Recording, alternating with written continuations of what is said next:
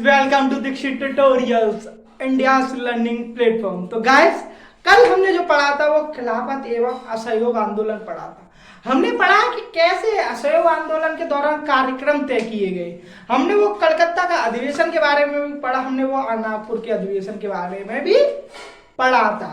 तो और हमने बताया था कि एक घटना ने पूरी मेहनत पर पानी फेर दिया था, क्योंकि गांधी जी की जो साध्य साधना की जो सिद्धांत था उन्होंने उसका पालन किया और उन्होंने क्या किया, असहयोग आंदोलन जो बिल्कुल अपने चरम सीमा पर पहुंच गया था उसको क्या कर दिया गया, आंदोलन को समाप्त कर दिया गया। एक घटना, चोरी चोरा कांड, 5 फरवरी 1922 की वो घटना, ठीक है, एक हिंसक घटना जिसने की क्या है, पूरा एक असहयोग आंदोलन को एक रूप से अगर बोला जाए तो असफल बना दिया, क्योंकि उनका जो प्राप्त जो हम वो लक्ष्य जो लक्ष्य वो प्राप्त करना चाहते उस लक्ष्य को वो चूक गए पाने से। इसलिए एक तरफ से मैं बोला जाए तो वो पूर्णतः असफल तो नहीं माना जाएगा, क्योंकि उसने क्या किया, एक राष्ट्रीय एकता को जागृत किया गया, राष्ट्र भावना को जागृत किया गया, एकता को मजबूत बनाया। ठीक है, बोलते ना जैसे एक तिलक फंड जब बनाया गया था वो अपने लक्ष्य से भी आगे बढ़ गया था। ठीक है, तो बट कल मैंने आपको एक पॉइंट भी बताया था कि जब कार्यक्रम तय किए जा रहे थे तब क्या है, एक गुट चाहता था कि विधान परिषद में भाग ले, वहीं दूसरा गुट चाहता था कि विधान परिषदों का बहिष्कार करे। तो जैसे ही असहयोग आंदोलन समाप्त हुआ तो एक गुट ने फिर से समर्थन किया, किसका, एक गुट चाहता था कि विधान परिषद में क्या किया जाए, भाग लिया जाए। ठीक है, अब मैं आपको बता दूं, जो जो जो विधान परिषदों में प्रवेश की वकालत कर रहे थे, यहां लिख देता हूं, देखो 2 गुट बट गए थे, यहां लिख देता हूं 2 गुट कौन कौन से थे। एक था स्वराज एवं प्रवर्तन,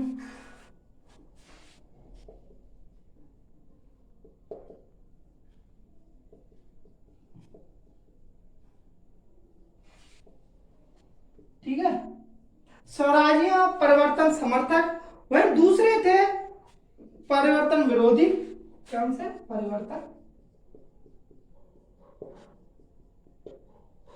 ठीक है, जो परिवर्तन समर्थक थे, ठीक है, वो किसकी वकालत करते थे कि विधान परिषदों में प्रवेश किया जाए, विधान परिषदों में प्रवेश की वकालत में प्रवेश की वकालत। ठीक है, वही ये चाहते थे कि विधान परिषदों का बहिष्कार।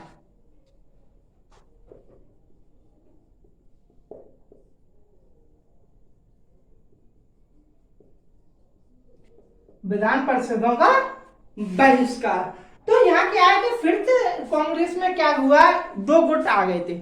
जैसे हमने बताया था ना 1907 में कैसे गर्मपंथी नरमपंथी हो गए थे, 2 गुट आ गए थे, सेम वैसे ही कंडीशन यहाँ आ गई थी। लेकिन गांधी जी की एक सूझबूझ ने, ठीक है, और जो जो नेता लोग थे उनकी सूझबूझ से क्या हुआ कि ये ज्यादा व्यापक स्तर पर नहीं पहुंच पाया था।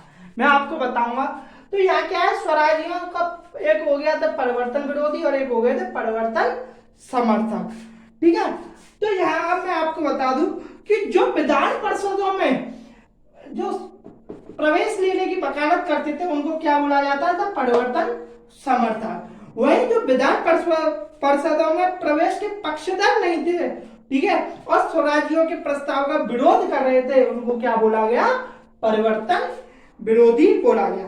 तो इन्होंने क्या किया, इन्होंने जब विरोध कर रहे हैं तो कुछ तो तर्क दिया होगा। इन्होंने जो तर्क दिया था कि संसदीय कार्यों में, यहां लिख देता हूं, संसदीय कार्यों में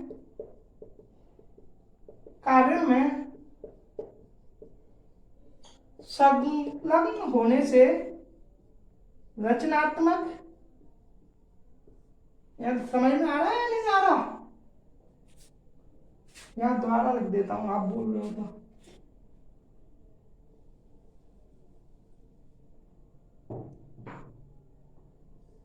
यहां लिख दे रहा हूं ना कि संसदीय कार्यों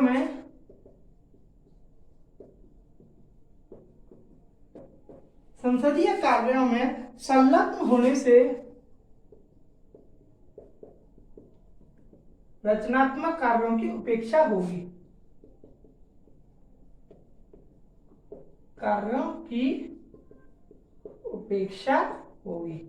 ये किसने जो तर्क दिया था, वो किसने दिया था? परिवर्तन विरोधियों ने। तो दिसंबर 1922 को एक पार्टी का गठन होता, स्वराज पार्टी। ठीक है, कब होता है? स्वराज पार्टी। मैं आपको बता दूं एक बात, और यह बहुत जरूरी बात है कि जब दिसंबर 1922 में जो देखो, दिसंबर 1922 में जो कांग्रेस का जो वार्षिक अधिवेशन होता था वो कहाँ हुआ था? गया में। गया, बच्चों ने पहले एक गेम होता था ना, गया वेंट टू गया, गया गया को गया बोलते थे ना, गया गया को गया बोलते थे ना। यहाँ क्या गया, क्या नाम आ गया, क्या आ गया? प्लेस आ गया। ठीक है, आइए तुम। तो गया बोलते हैं ना, गया गया को गया, तो गया वेंट टू गया। ठीक है, जो प्लेस का नाम था वही ये गया। ठीक है, वहीं पर क्या है? दिसंबर 1922 को गया में क्या हुआ? वार्षिक अधिवेशन होता है। और उस वार्षिक अधिवेशन में जो अध्यक्ष थे, वो कौन थे? CR दास।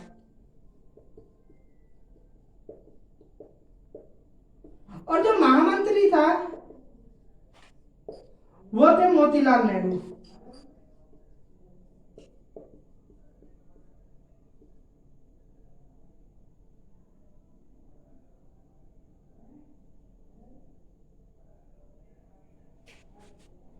मोतीलाल नेहरू,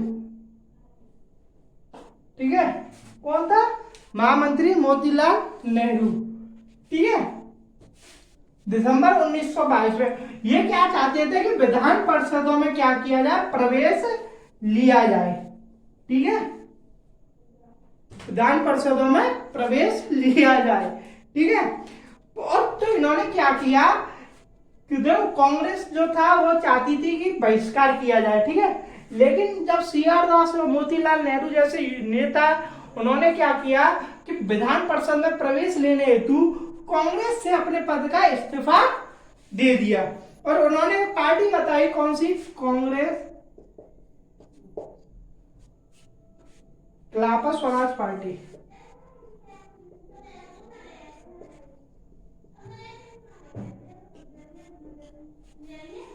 खिलाफत स्वराज पार्टी। ठीक है, जिसके क्या है? अध्यक्ष कौन बने? CR दास। और जो सचिव थे वो थे मोतीलाल नेहरू। ठीक है, जो अध्यक्ष थे वो कौन थे? CR दास। और वही सचिव कौन थे? मोतीलाल नेहरू।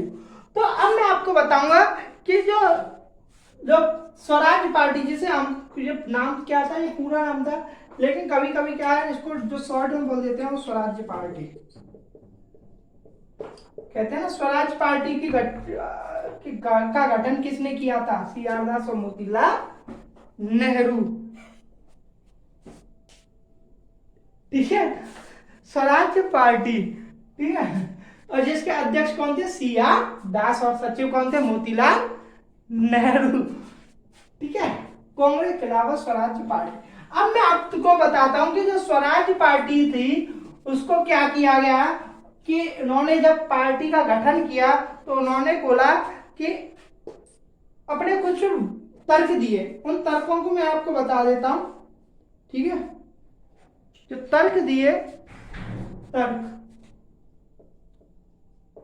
देखो, पहला जो तर्क था कि विधान परिषदों में प्रवेश से असहयोग आंदोलन और प्रभावी बनेगा। यहां लिख देता हूं सभी को। कभी कभी क्या है, जो स्टेटमेंट वाले क्वेश्चन आते हैं ना, उनमें क्या है, ये पूछ लिया जाता है सभी के लिए। ठीक है, जहां भी कोई भी एग्जाम होता है, ठीक है, वहां कथन वाले अगर क्वेश्चन है तो वहां। अब तो मैंने क्या किया, ऐसे क्वेश्चन को मैंने यूनिवर्सिटी के जो पेपर होते हैं ना, OMR वाले, वहां भी मैंने इनको देखा है। ठीक है ना। और मैं आपको एक बताऊं, आपको देखो, एक बुक होगी, उस वाली बुक को उठाओ। मैं आपको बताता हूँ। देखो, एक मैं पढ़ रहा था आप सभी के लिए, तो एक जब मैंने क्वेश्चन पढ़ा कि देखो कि एक क्वेश्चन आता है कि 1876-77 के अकाल में मरने वालों की संख्या क्या थी। अब बताइए, ऐसे क्वेश्चनों का क्या ट्रेंड चला गया है। जो ऐसे फैक्चुअल क्वेश्चन थे वो पहले पूछे जाते थे, अब ऐसे नहीं पूछा जाता। देखो यहां खुद मैं आपको बता दूं, 23 वाला देखो, दिख रहा है, सन 1876-77 के अकाल में मरने वालों की संख्या क्या थी।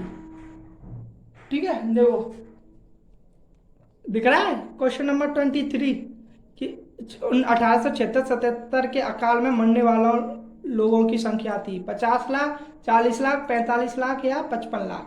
ठीक है, ऐसे क्या है कि देखो मैंने जो पढ़ता हूं आप लोगों के लिए मैं मेहनत करता हूं। ठीक है, और क्या है कि ऐसे फैक्चुअल क्वेश्चन पहले पूछे जाते थे सन 2000 में। ठीक है, अब जो क्या है कि क्वेश्चन का ट्रेंड बदल गया, अब क्या है ऐसे फैक्चुअल नहीं आते, मरने वालों की संख्या कोई नहीं पूछता। ठीक है, अब क्या है ट्रेंड बदल गया, स्टेटमेंट क्या है कि स्टेटमेंट वाले क्वेश्चनों पर ज्यादा फोकस दिया जाता है। ठीक है, तो मैं बता दूं जो तर्क था कि विधान परिषदों में प्रवेश से असहयोग आंदोलन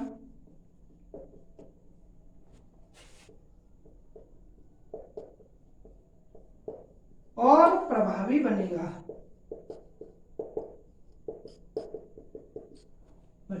ठीक है, जो दूसरा तर्क था उन्होंने बोला कि कांग्रेस के बहिष्कार के बाद भी विधान परिषद तो अस्तित्व में रहेगी। ठीक है, उनकी बात भी सही थी कि अगर क्या है कि कांग्रेस अगर उसका बहिष्कार करे, ठीक है, फिर भी वो क्या विधान परिषद तो अस्तित्व में बनी रहेगी। अगर वो अस्तित्व में है तो शायद लोग उसमें मत चुनाव में हिस्सा भी लें, उनकी भी बात भी सही थी। अगर चुनाव में अगर हिस्सा लेते हैं, ठीक है, तो क्या है कि वहां उच्च पदों पर क्या है गैर कांग्रेसी वाले लोग बैठ जाएंगे। अगर गैर कांग्रेसी लोग अगर बैठ गए तो क्या है कि जो अवैध कानूनों को वैध बनाने की जो प्रक्रिया जो चलती है, जो अवैध कानून को वैध कानून बनाया जा सकता है। तो यहां मैं आपको दूसरा बता दूं, जो दूसरा तर्क था, अगर कांग्रेस के बहिष्कार के बाद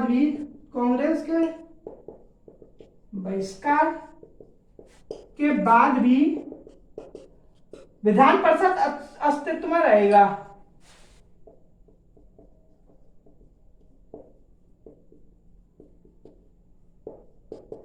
अगर ये अस्तित्व में है तो संभवतः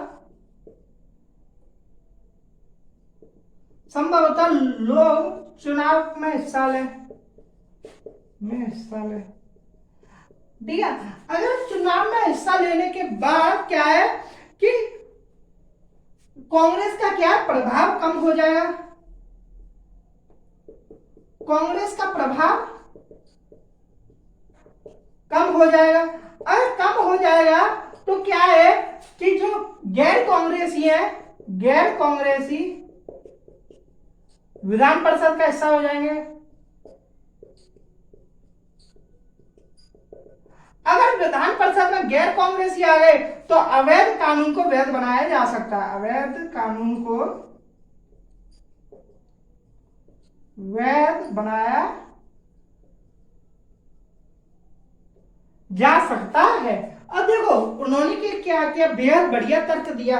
अगर कांग्रेस अगर बहिष्कार करती है, ठीक है, अगर कांग्रेस चलो बहिष्कार कर रही है तो इसका मतलब ये नहीं है कि विधान परिषद का विखंडन हो जाएगा या विधान परिषद का जो अस्तित्व है वो बिखर जाएगा या अस्तित्व में नहीं रहेगी। तो उन्होंने बोला कि देखो हम करें या नहीं करें, विधान परिषद तो रहेगी, उनका तो अस्तित्व रहेगा ही रहेगा। अगर उनका अस्तित्व है और चुनाव होते हैं तो संभवतः लोग चुनाव का हिस्सा भी लेंगे, चुनाव में भाग भी लेंगे। अगर चुनाव में भाग लेंगे तो कांग्रेस का क्या प्रभुत्व कमजोर हो जाएगा, गैर कांग्रेसी उच्च पदों पर आ जाएंगे। अगर क्या हुआ गैर कांग्रेसी आ गए तो अवैध कानूनों को वैध बनाने की जो संभावना है वो बढ़ जाएगी। ठीक है, इनका क्या था, द्वितीय तर्क था। तो वो बोलते थे कि विधान पार्षदों का क्या हम हिस्सा बनेंगे और अवैध कानून को हम वैध बनने नहीं देंगे। ठीक है, ठीक है, ये था तर्क दूसरा। तर्क तीसरा भी मैं आपको बता दूं। देखो तीसरा जो तर्क था, उन्होंने बोला कि विधान परिषदों में प्रवेश का अब उनका लक्ष्य इसे राजनीतिक संघर्ष हेतु मंच के रूप में तैयार करना है। तीसरा जो तर्क था, विधान परिषदों में प्रवेश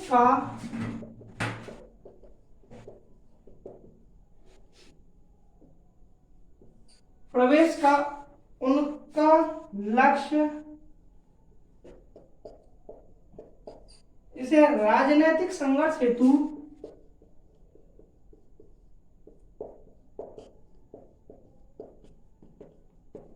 मंच के रूप में इस्तेमाल करना है। ठीक है, ये तीसरा जो तर्क था वो किसने दिया था? स्वराजियों ने दिया था। ठीक है, अब इसके बाद क्या है कि परिवर्तन विरोधियों ने भी भाई तर्क दिए। अगर वो क्या है कि अगर वो चाहते हैं, वो चाह रहे हैं कि अगर हम विधान परिषद में अगर हम हिस्सा नहीं लेंगे तो उन्होंने भी तो कुछ मत दिए होंगे भाई, उन्होंने भी तो कुछ मत दिए होंगे। उन्होंने भी तो बोला होगा कि हम विधान परिषद में हिस्सा क्यों नहीं लेना चाहते। उन्होंने भी अपने तर्क दिए होंगे। देखो तर्क वितर्क होता है तो वहीं पर क्या है कि वहीं पर दो गुट आ जाते हैं। तर्क वितर्क ही नहीं होगा तो फिर बताओ दो गुट आए कैसे जाएंगे। ठीक है, तो यहाँ क्या है कि परिवर्तन जो विरोधी थे उन्होंने भी अपने तर्क दिए थे। उन तर्कों को मैं आप बता देता हूं क्या तर्क दिए थे। उन्होंने जो पहला जो तर्क दिया था, ठीक है, उन्होंने जो पहला तर्क दिया, उन्होंने बोला कि संसदीय कार्यों में सहभागिता से रचनात्मक कार्य उपेक्षित होंगे। ठीक है, उन्होंने जो बोला, ठीक है, यहां इनको हटा देता हूं। ठीक है, देखो जो परिवर्तन विरोधी थे ना, उन्होंने भी बहुत अच्छे तर्क दिए। मैं यहां लिख देता हूं परिवर्तन विरोधियों के तर्क।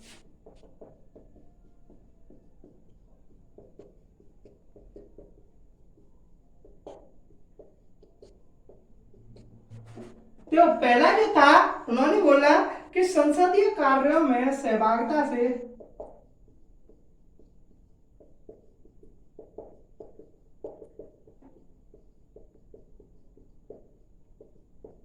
रचनात्मक कार्यों में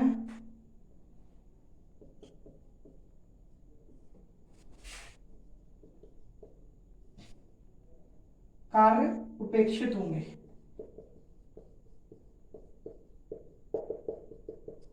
उपेक्षित होंगे। और इन्होंने क्या किया कि अगर रचनात्मक कार्य उपेक्षित होंगे तो इसका मतलब क्या है कि जो संघर्ष कर रहे हैं, संघर्ष करने वाले व्यक्तियों का मनोबल टूटेगा। अगर इनका मनोबल टूटेगा तो राजनीतिक भ्रष्टाचार में भी वृद्धि होगी। राजनीतिक भ्रष्टाचार में वृद्धि। ठीक है, ये क्या था, इन्होंने विधान पर जो परिवर्तन विरोधियों ने तर्क दिया था। वही दूसरा तर्क में बता दूं कि विधायक क्या है, कालांतर में प्रतिरोध की राजनीति छोड़ देंगे। ठीक है, इन्होंने बोला संभवतः। ठीक है, जो काम चल रहा है ना वो तर्क दे रहे हैं, वो संभवतः पर तर्क दिए जाते हैं। ओके, इन्होंने बोला कि जो दूसरा तर्क था कि विधायक कालांतर में प्रतिरोध की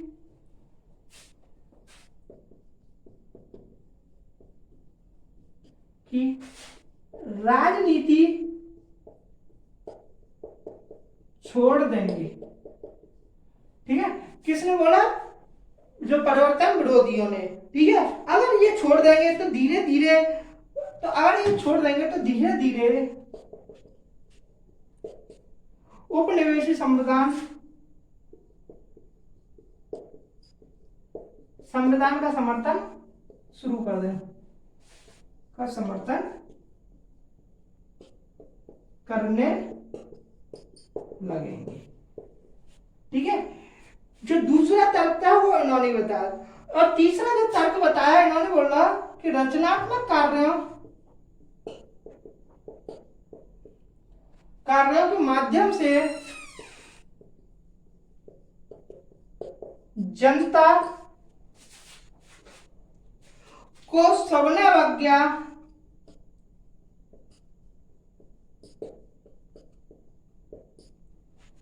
आंदोलन के लिए माध्यम से जनता को सविनय अवज्ञा आंदोलन के लिए अच्छे से और ज्यादा अच्छे से क्या किया, तैयार किया जा सकता है, तैयार किया जा सकता है। जो क्या किसने तर्क दिया था, या परिवर्तन विरोधियों ने, कि अगर हम रचनात्मक कार्यों पर अगर हम ध्यान देते रहेंगे तो क्या है कि रचनात्मक कार्यों पर हम जितना ध्यान देंगे उतना क्या है कि जनता को और अच्छे से हम तैयार कर देंगे। किसके लिए, अब जो आने वाले समय में जो हम सविनय अवज्ञा आंदोलन जो चलाने वाले हैं उसके लिए। ठीक है, ये थे किनके तर्क, परिवर्तन विरोधियों के तर्क।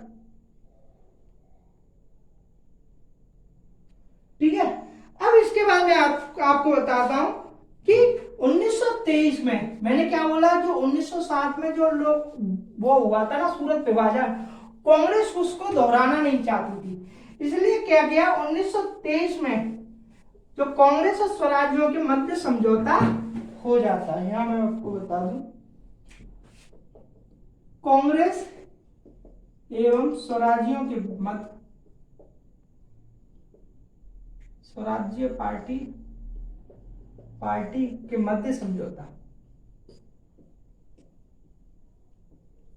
जो समझौता होता वो होता 1923 में। अब क्या है कि जो स्वराज्यों ने, देखो वो स्वराज्य कौन थे, कांग्रेस की पार्टी के समर्थक थे, और वे एक ही पॉइंट पर क्या कर रहे थे, तर्क वितर्क कर रहे थे विधान परिषदों के प्रवेश से। तो क्या हुआ, कांग्रेस ने उनकी बात को मान ली। कांग्रेस ने क्या किया, विधान परिषदों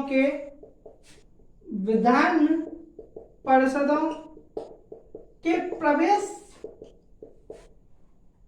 की बात मान ली, या की अनुमति दे दी। ठीक है, और क्या है कि जो भी और अदर कार्यक्रम तय किए गए थे उनको क्या किया, स्वराज्यों ने भी मान लिया। ठीक है, एक बस यही शर्त नहीं मान रहे थे विधान परिषदों के प्रवेश से, और सभी शर्त वे मानने के लिए मंजूर थे। तो अब क्या है, समझौते के मध्य क्या किया कि कांग्रेस ने ये बात मान ली कि हम विधान परिषदों में क्या है, प्रवेश की अनुमति दे देंगे, और स्वराज्यों ने भी क्या बोला, स्वराज्यों ने कांग्रेस की सभी शर्तें मानी। सिर्फ एक शर्त नहीं मानी, कौन सी थी, विधान परिषद वाली बात की। ठीक है, तो नवंबर 1923 में, यहां लिख देता हूं, नवंबर 1923 में केंद्रीय व्यवस्थापिका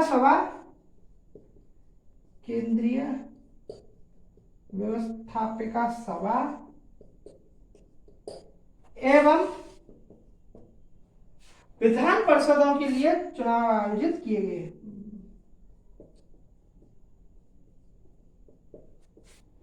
चुनाव आयोजित किए गए।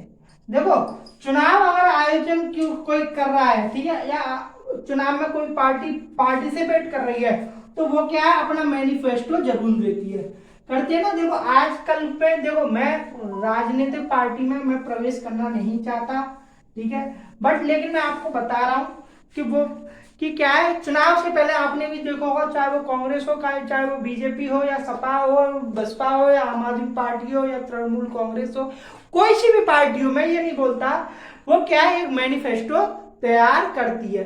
वो क्या है, जनता को बताती है कि अगर हमारी सरकार बन गई तो हम इन मुद्दों पर काम करेंगे, हम ऐसी सेवाएं आपको प्रदान करेंगे। एक क्या है, वो मैनिफेस्टो, एक चुनाव घोषणा पत्र जारी करते हैं। तो स्वराज पार्टियों ने भी क्या किया कि उन्होंने भी क्या है, एक घोषणा पत्र को जारी किया था। वो घोषणा पत्र में आपको बता देता हूं क्या क्या घोषणा की गई थी उस पत्र में, ठीक है। यह मैं लिखा दूं आपको, लिखाऊं या नहीं, चलो लिखा ही देता हूं। कभी कभी क्या है कि कथन वाले क्वेश्चन में आ जाते हैं, यह मैं आपको लिखा देता हूं, या मैं बोल देता हूं आपको, ठीक है। यह क्या है, मैं आपको बोल देता हूं कि चलो यहाँ लिख ही देता हूं यार तुम्हारे लिए, और क्या चीज है। चुनाव घोषणा पत्र,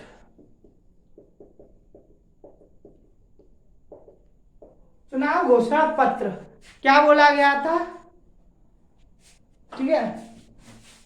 पहला जो पॉइंट दिया था, पहला उन्होंने बोला कि भारत पर अगर अंग्रेजी हुकूमत का मुख्य लक्ष्य क्या है कि इंग्लैंड के स्वार्थी हितों की पूर्ति करना है।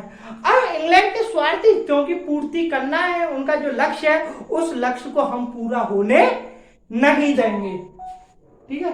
किसने बोला था, यहां लिख देता हूं,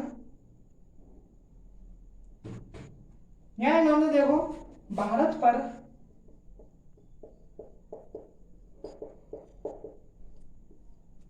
अंग्रेजी हुकूमत का मुख्य लक्ष्य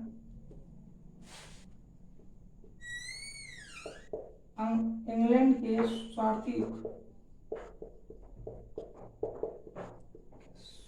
हितों को पूरा करना है,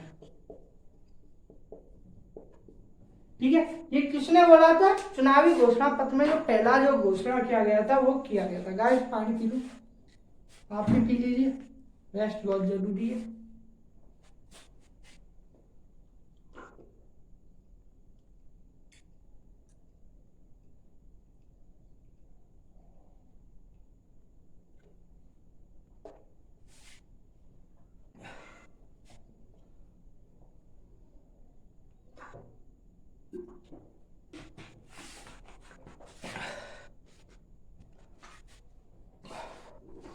थैंक यू मैनेजर साहब, मैनेजर से मिलोगे कभी, आपको एक मैनेजर के साथ एक सेशन लेके आऊंगा, आप भी एक मैनेजर से मिलना और वो देखना। मैनेजर है वो है कौन, विक्रम बघेल,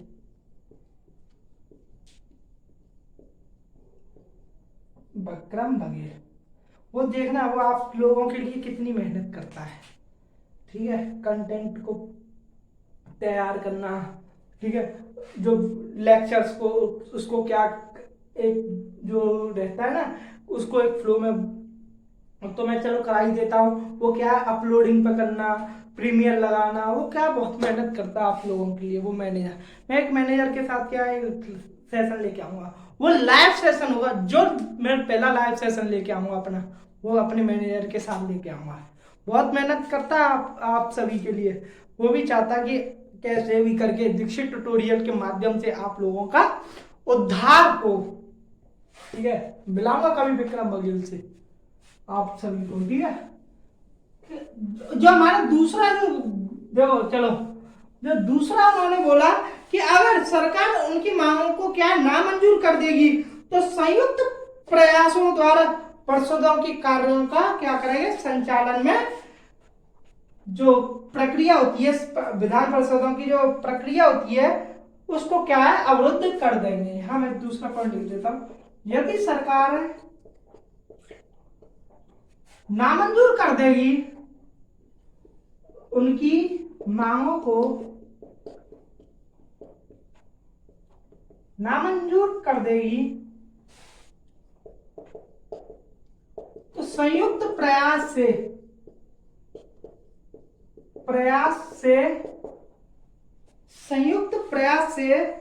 परिषदों के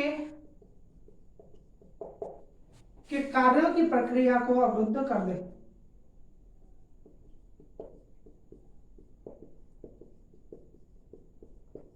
को अवरुद्ध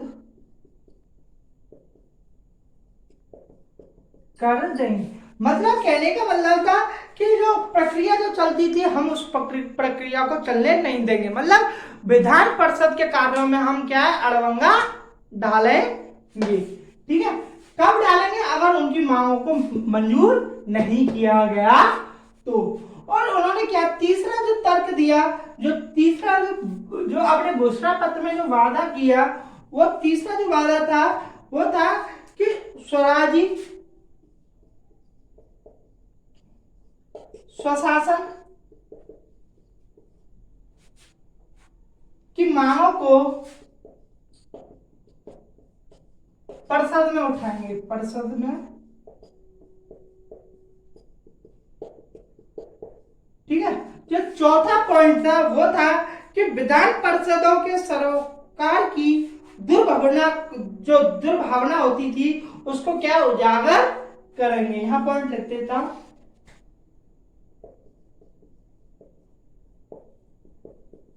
विधान परिषद में सरकार की दुर्भावना को उजागर करेंगे। उजागर करेंगे, ठीक है। और क्या है कि जो विधान परिषद को एक उपयुक्त, मतलब बोला जाए तो उपयुक्त या उपयुक्त मंच बनाएंगे। ठीक है, ये क्या है उनका घोषणा पत्र में सभी को बोला गया था। और 1923 में क्या है कि चुनाव होते हैं और स्वराज पार्टी को एक क्या है एक बहुत बड़ा सम्मान मिलता है, बहुत बड़ी जीत मिलती है। और क्या है कि जो मध्य प्रांत में तो उन्हें क्या है स्पष्ट बहुमत मिल गया था। ठीक है, यहां मैं पॉइंट लिख देता हूं, जो सेंट्रल लेजिस्लेटिव जो असेंबली में सेंट्रल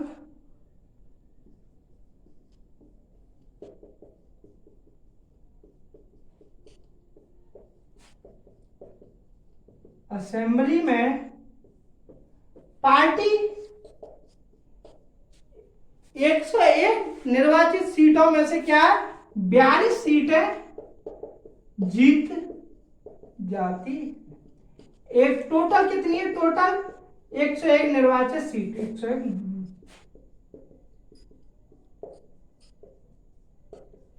ठीक है। 101 निर्वाचित सीट में से क्या 42 सीटों में उसको क्या सफलता प्राप्त होती है, जिसमें कि मध्य प्रांत में स्पष्ट बहुमत। वही अगर मैं बता दूं जो बंगाल में सबसे बड़ा दल बनती है, बंगाल में सबसे बड़ा दल, ठीक है, कौन बनता है? सेंट्रल लेजिस्लेटिव असेंबली के चुनावों में कौन? स्वराज पार्टी। अब मैं स्वराज्यों की क्या है कि देखो उनकी क्या है, देखो अब इसके बाद क्या होता है कि सीआर दास की मृत्यु हो जाती है। सीआर दास की 16 जून 1925 को, 16 जून 1925 को सीआर दास की मृत्यु। इनकी मृत्यु के पश्चात क्या हुआ, जो स्वराज्य जो पार्टी थी उसका क्या है पतन शुरू हो गया था। ठीक है, वो उस अस्तित्व में नहीं थी जिस अस्तित्व को सीआर दास ने बनाए रखा था।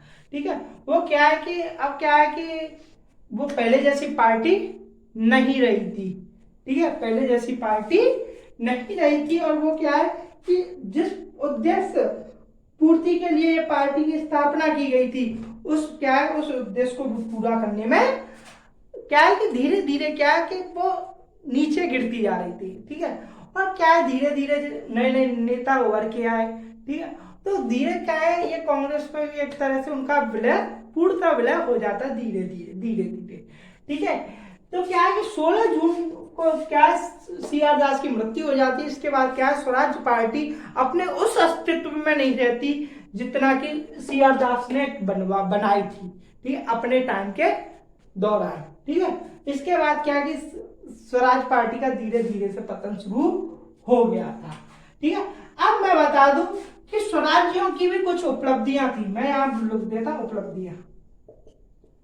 देखो, सबसे बड़ी उपलब्धि मैं आपको बता दूं, एक उपलब्धि अगर मैं आपको बता दूं तो बेहद ही बहुत ही सार्वजनिक सार्वजनिक सुरक्षा विधेयक।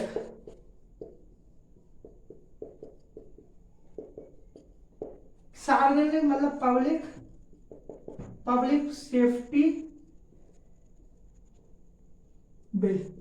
पब्लिक सेफ्टी बिल को क्या किया, पब्लिक सेफ्टी बिल, ठीक है। इसके दौरान क्या हुआ, सरकार की पराजय होती है, सरकार की पराजय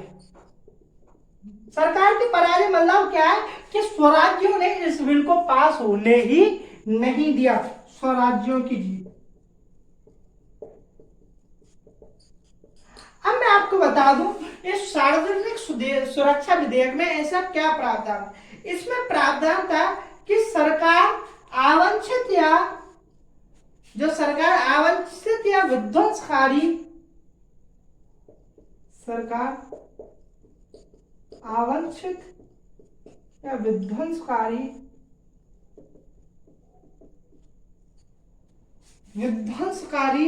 चरित्र वाले विदेशियों को देश से निर्वासित कर सकती है,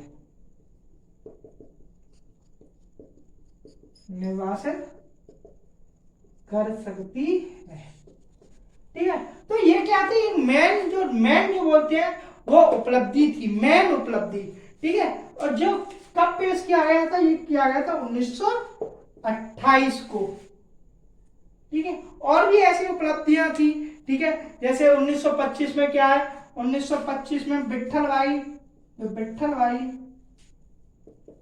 भाई जो सेंट्रल लेजिस्लेटिव असेंबली के अध्यक्ष चुने गए, विट्ठल भाई सेंट्रल, यहां लिख देता हूं, चलो आप बोल रहे हो तो भाई साहब, आप लोगों के लिए मैनेजर बहुत मेहनत करता है।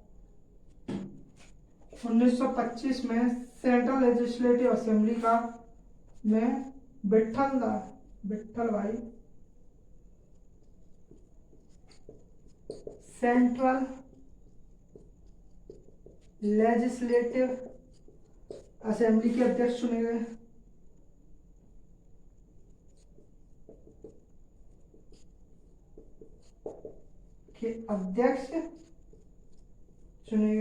या अध्यक्ष बने, ठीक है, 1925 में, ठीक है। ये थे कुछ जो बोलते हैं ना उपलब्धि आती है, ठीक है। और क्या है, इसकी कुछ देखो उपलब्धि थी तो कुछ खामियां थी, इसी वजह से तो पतन हुआ, ठीक है। कुछ खामियां भी मैं आपको बता देता हूँ, ठीक है। ऐसे ये खामियां वगैरह क्वेश्चन में आती नहीं है, फिर भी मैं बता देता हूँ कमियां, ठीक है। जो कमियां थी वो मैं आपको बता दूं कि घुसपैठ कर रहे सांप्रदायिक तत्वों को रोकने में असफल रहे, घुसपैठ करने वाले सांप्रदायिक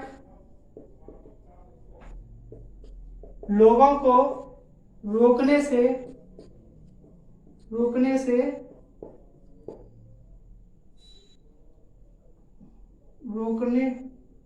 नहीं पाए, ठीक है। जो दूसरा था, जो देखो एक क्या था कि जमींदारों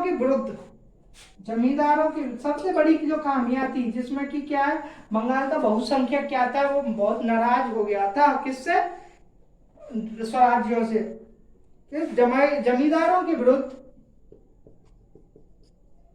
काश्तकारों की मांग का समर्थन नहीं किया,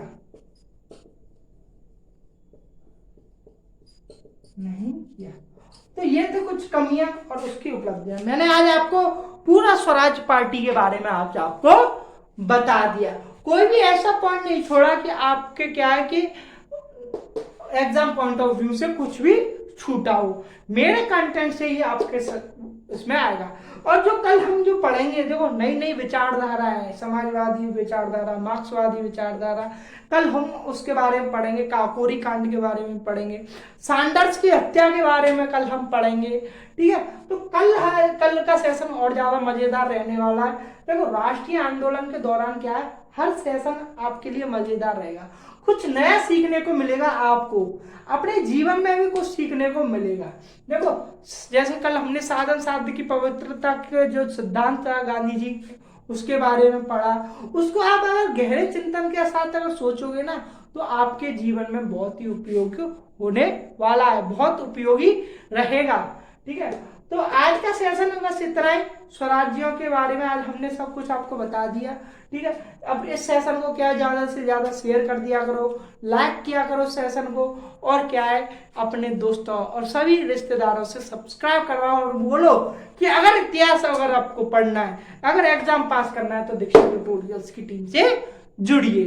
जय हिंद, जय भारत।